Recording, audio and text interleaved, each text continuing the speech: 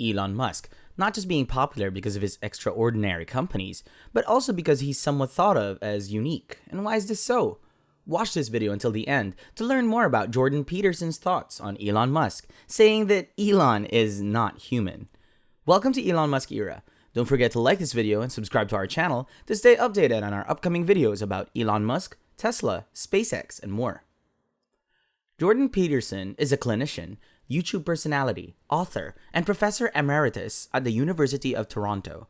During the late 2010s, he gained international attention for his views on culture and politics, which are often described as conservative. Peterson stated the following: "It is the inalienable right of all citizens to benefit from the results of their honest work." Definitely. And said that this is something conservatives firmly believe. Why? Rather than because of your good intention and because you want them to make money, it is because they will work if you let them take advantage of their labor. And you want them to work since if they work, they accomplish things you need. It's a simple matter of self-interest, and this kind of self-interest is right. It is great if you work hard enough to have your own money, but you hear all the time how corrupt society is and how the 1% occupy the top. Just so you know, the 1% turns over pretty damn quickly. Thus, there's a 10% chance that you'll spend at least 1 year within the top 1% of all chance holders during your life. And according to Peterson, it's about 10%, maybe even more. However, it ain't slow, it's fast, and it's because the 1% changes hand very rapidly based on who occupies it, which is the same in every society. Throughout history, wealth has always been distributed fairly. In the late 1800s, a guy named Wilfred Burrito discovered the law, which is something you can look up. Also, products have a tendency to damage themselves rather than distribute themselves equally. While it can be a problem, that doesn't mean the social structure is fundamentally corrupt, causing the situation to develop in that way. It's not like you want some filthy rich geniuses lying around, but Peterson suggests looking at what Elon Musk is doing to be sure. If he had 10 times as much money as he now has, he wouldn't need to launch rockets every 5 days to Mars in 10 years, right?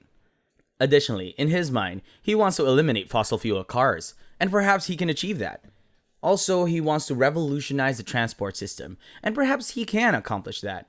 His new solar batteries would enable us to connect to the solar grid, but he might not be able to do that because he has a few $billions. He added that only God knows what he will produce with that. Of course, there will be corruption there, and there will be some corrupt rich plutocrats who snort cocaine and smoke cigars. They won't live long anyway. They're dying. Many people out there have the money, and they would like to do as much creative and interesting stuff as they can with it. In other words, they're not paying attention to garnering more paper money to stuff in their mattress, nor are they fond of feeling the smooth joy of gold coins between their fingers before they go to bed, as if that's the kind of attitude they have towards people who have made their fortune. With that, what do you think of Steve Jobs? What do you think of Bill Gates as well? There were people around who gave us some amazing tools, so maybe for a while, we could put the jealousy of their success behind us, and notice from time to time that some of those who got to where they deserve, got there, and we should be thankful that they exist. Just like them, Elon Musk, it would be nice to show some gratitude, and that would serve as a good conservative value. Furthermore, according to Peterson, teaching young people about responsibilities is nobler than teaching them about rights, and this is a good conservative message. Also, he thinks that we should all pick up our damn loads and shoulder them and do something useful, and forget about our rights for a while, so we can think about what we should be doing for ourselves, our families, and societies. Because of that, and so on, you will find some meaning in your life. Further, this is the opposing position to those perpetrating the endless rights buffet. So long as they give us enough rights, then we'll be okay, we'll be happy. Yeah, we'll drown in the chaos as long as we're given rights. And that is what's happening now to people, and this is why young people have such a strong desire to learn about their responsibilities. Meanwhile, Elon Musk claims that there are not enough people, and that the declining birth rate could threaten human civilization. Also, according to Tesla CEO Elon Musk, too few people threaten the future of human civilization. Further, the father of 6 at the Wall Street Journal's annual CEO Council stated, "I think one of the biggest risks to civilization is the low birth rate and rapidly declining birth rate. Yet so many people, including smart ones, think that there are too many people in the world and think the population is growing out of control. It's completely the opposite. Please look at the numbers of people not having more children. Civilization is going to crumble, mark my words." During a discussion about how the Tesla bot might solve some labor problems, Musk replied that it could be helpful. Specifically, the Tesla bot, which Musk says will be built using Tesla's self-driving vehicle artificial intelligence and his planned humanoid robot. Moreover, he showed over a prototype at a Tesla AI event in August, and he claimed that the robot could lift 150 pounds and travel at speeds of around 5 miles per hour. Aside from this, Musk told the CEO Council Tesla bot could eventually substitute human labor for general tasks. Globally, the birth rate has been declining steady since the 1960s, according to the World Bank. Additionally, Musk also addressed the issue of aging, saying he does not think people should strive to live for the rest of their lives. He added that, "I think it is important for us to die because most of the time, people don't change their mind, they just die. If they live forever, then we might become a very ossified society where new ideas cannot succeed." I'm not poking fun at aging. I'm just saying that if we've got many people in very important positions that have to make decisions that are critical to the security of the country, then they need to have sufficient presence of mind and cognitive ability to make those decisions well, because the whole country is depending on them. And he also suggested on Twitter that people over 70 should no longer be allowed to run for elected office. However, how does Elon Musk differ? What makes other people think that Elon Musk is not human? The first stage of Elon Musk's Falcon 1 rocket, built by his company SpaceX, fell out of control just after the rocket was launched from Atoll in the Pacific during August 2008. As a result of the crash, a United States Air Force satellite was lost, as well as the remains of the late actor James Doohan, who had portrayed Scotty on Star Trek. In addition to this, SpaceX failed to launch a satellite into orbit for the third time in a row, and the company had not accounted for another launch. Aside from this, he said, "I thought that if we couldn't get this thing to orbit in 3 failures, we deserve to die." Then, a few weeks later, he summoned the top executives of Tesla, his troubled electric car company, and told them that they were about to run out of cash. During that time, customers had paid millions of dollars in deposits to get a chance at the high-end roadster the company promised but hasn't produced. Also, Musk fired the CEO and appointed himself as the CEO, then announced a 25% workforce reduction plan. While having dinner with one of his investors at a Beverly Hills steakhouse, the business owner revealed that the business had only 3 weeks of cash on hand. After that, he pulled out his BlackBerry to show the investor a picture of a mock-up of the luxury sedan Tesla was planning on producing soon. The bankruptcy of SpaceX and Tesla came at an inopportune time. Then, just before Lehman Brothers collapse, the global financial system was heading towards collapse, and automobile manufacturers, GM, Ford, and Chrysler, were taking steps towards bankruptcy. Further, Musk's ex-wife relentlessly attacked him in the press after they divorced, and his new girlfriend, Tallulah Riley, reported that Musk woke up screaming in the middle of the night from nightmares and physical discomfort. Elon Musk's agonies and ecstasies have been amply recorded in several books over the years, including the Ashley Vance's 2015 biography, as well as books by Christian Davenport and Tim Fernholz concerning the race to privatize space travel. With the publication of 2 new books, both written with Musk's cooperation, we can better appreciate his achievements, demonstrating how his success is due to his deep understanding of physics and technology. In his colorful book, Liftoff, Ars Technica writer Eric Berger describes the ups and downs of the early years of SpaceX. In the Wall Street Journal reporter, Tim Higgins' upcoming book, Power Play, the author traces Tesla's wild ride from the launch of the Roadster in 2009 to the Model S luxury sedan and then the Model 3, the world's best-selling electric car today. Also, it is said that it is essential for Musk's fanboys, as well as his legion of grudging admirers, to read both books together, since both details illustrate the depths of Musk's passions to save the Earth and colonize Mars. Furthermore, Musk doubled down at the end of 2008 when Tesla's financial problems were at their height. With this, to keep their company afloat, he borrowed money and asked his investors to match him.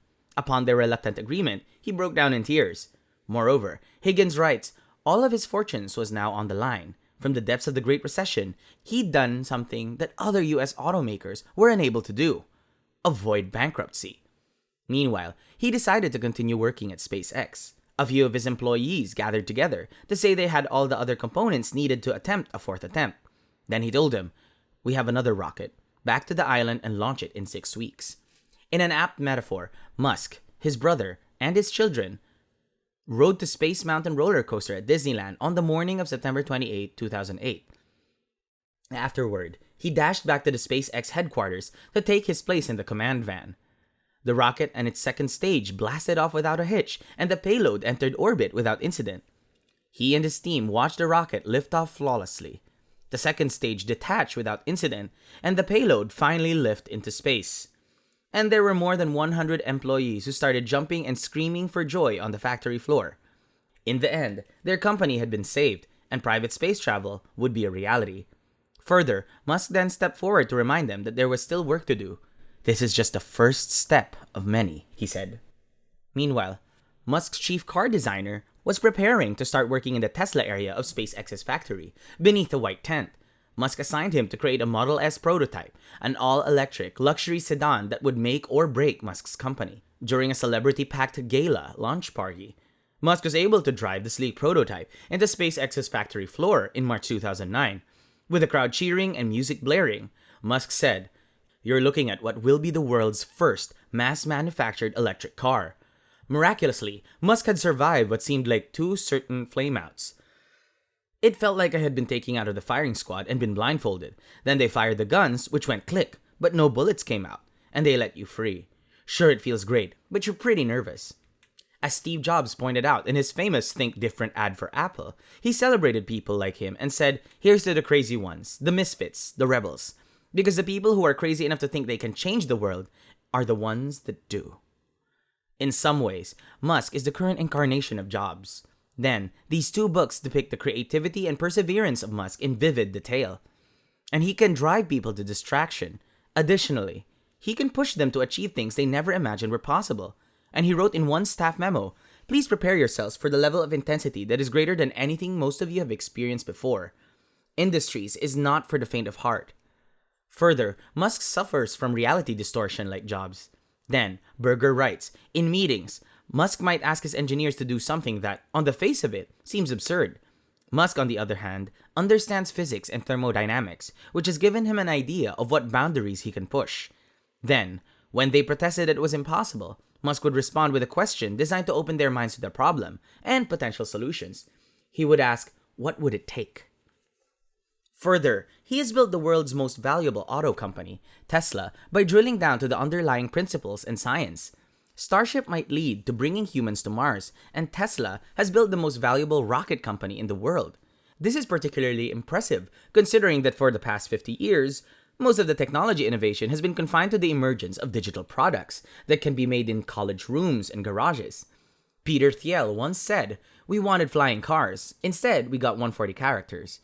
Musk has innovated tangible things such as batteries, cars, and rockets that would be difficult to manufacture in a safety-conscious, heavily regulated environment, and he has shown that they can be made in the US.